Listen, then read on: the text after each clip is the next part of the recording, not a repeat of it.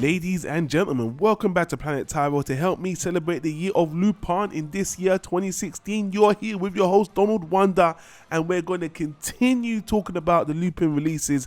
And last time, if you were here, I actually took a little bit of a detour and I spoke about the Fujiko Mine TV series instead of talking about the movie I'm about to talk about. Now, the reason why I spoke about that series, which you can click on the top right hand corner, go back to that discussion if you missed it.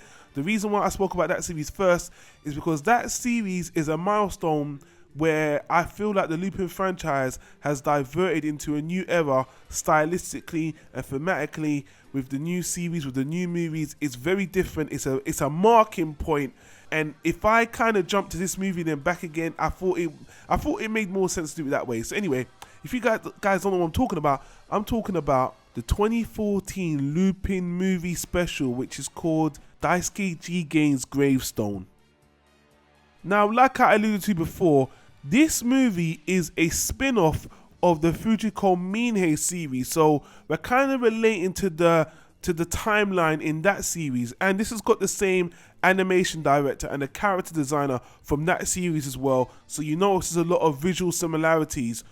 There's a lot of visual similarities, but this is slightly different than that Fujiko TV series as well. I think actually the Fujiko TV series was a little bit more artistic.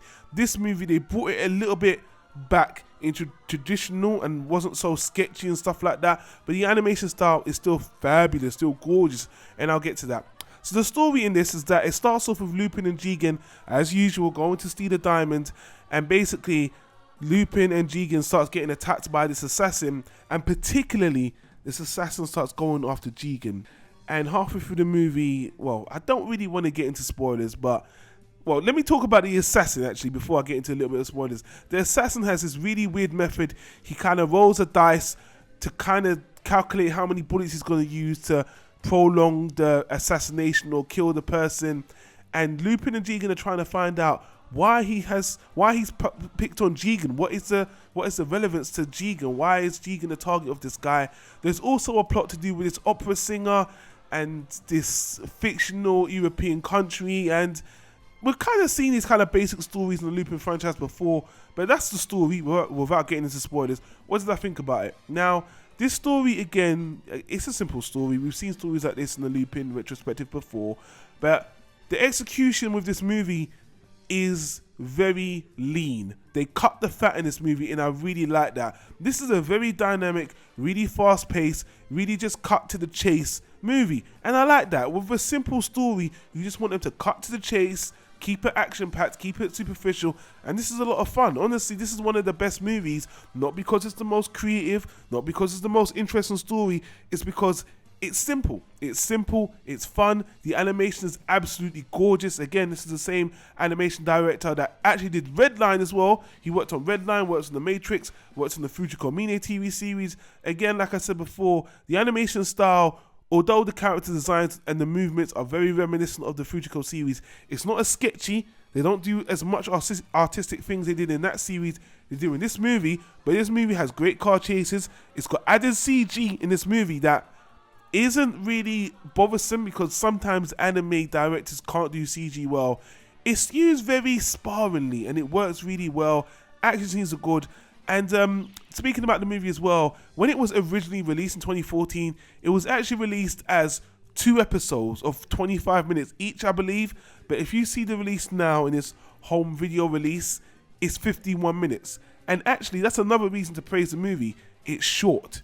It's just about an hour or less than an hour. So again, this is one of the Lupin movies that trims the fat. If you go back to all the other Lupin specials, they're almost always 1 hour and 30 minutes. This is less than an hour, so they trim all the dead space, trim all the fat, fun, jovial. The only criticism I have for the movie, and this might bother some people, but I think there's a reason why, is that Goemon is not in this movie. There's just one, not even a scene of him. There's like a picture shown of him. He's not in the movie. And if we go back to the Fujiko Mine TV series, he was a very, very, very side character, even in the Fujiko series. They didn't use him a lot. And the good news to that is, Goemon is getting his own movie in 2017, which again is a continuation of this universe, this Fujiko Mine TV series universe. And it looks really cool. I think we've seen a couple clips of that as well. Of course, I'm going to talk about that. But getting back to this movie, there's no Goemon, but it's short. It's to the point. It's not mind blowing in any way. But to be honest with you, if all the Lupin movies were shorter like this and obviously had such great animation, they would be a lot more memorable. And a lot of the ones I didn't like before would have been a lot better. If this was an hour and a half and they had a lot of those dead spaces that they did in the other movies, maybe I wouldn't be so, positive about it. But to be honest with you, the animation style, the pacing, a lot of the things that I think hold the other movies back, as I said before, makes this movie work a lot better. And I really enjoyed the movie. It's really fun. It's really short. And lastly, because I nearly forgot to mention this, the audio is fantastic. The music is great. Jazzy themes all the way through. Fits the mood perfectly, fits the scenes perfectly, and the English dub is stellar. I've always said the English dubs for Lupin the Third franchise are really good because you got a simple story here. Just get the right voice actors and it's a win. Now the English voice actors are slightly different than we've seen from the Fujiko Mine TV series. I think the actress who plays Fujiko is the same, but the rest of them I think they changed, but they still fit really well. And we're in we're in the 2010s now. Most of the anime voice dubbing is pretty competent, so we don't have to worry about the dubbing.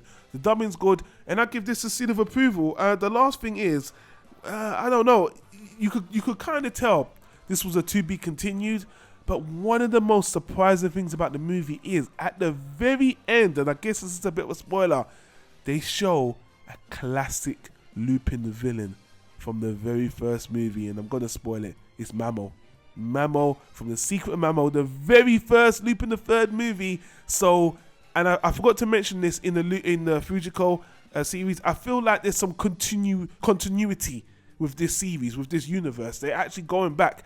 This is very exciting for me. This shows me that, wow, they might go back and take some of the best elements of, who knows, the Castle of Cagliostro. Who knows what we're going to get out of this universe. I actually really like this Fujiko Mine universe. I said this before, this is one of the best things that's happened to the Lupin franchise on a whole.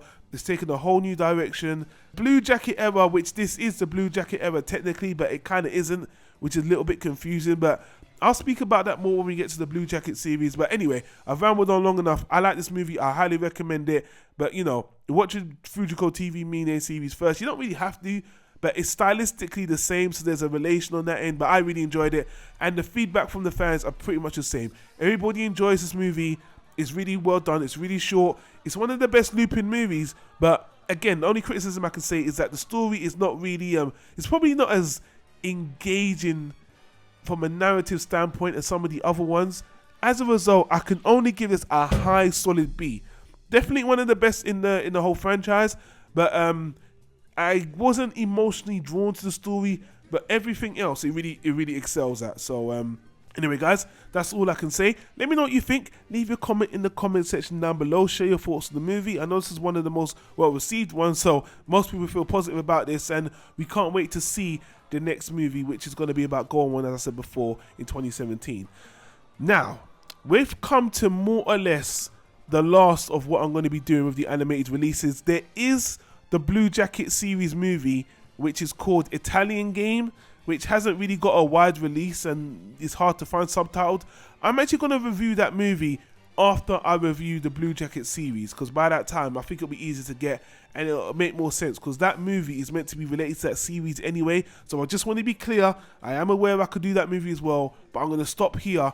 The Goemon movie isn't out till next year, so more or less this is the end of the Lupin animated releases for now. But as I said before, next year I'm going to talk about the TV series, but on the next video I am actually going to talk about, just for the fun of it, I'm going to actually watch the live action Lupin the Third movie and I'm going to review it. Why the hell not? It's not an animated release, but I'm very interested to see what they did with this in live action.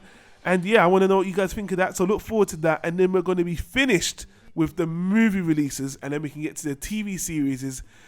And boy, it's been a really interesting year, guys. We're not there yet. We'll talk on the next video. I'll probably say some, wrap up goodbyes on the franchise or whatever for the movie releases or whatever. But anyway, guys, that's it, guys. Thanks for watching. You can click on the annotations on the right. You can click on the YouTube card for the whole playlist. If you missed the playlist, we've practically reviewed all the Lupin movies. Thanks for watching, guys. Thanks for your support. Thanks for everyone on Reddit, on the YouTube reviews, on the YouTube comments, on everything. We really appreciate your help, support, and I hope to see you on the next video, guys. Take care.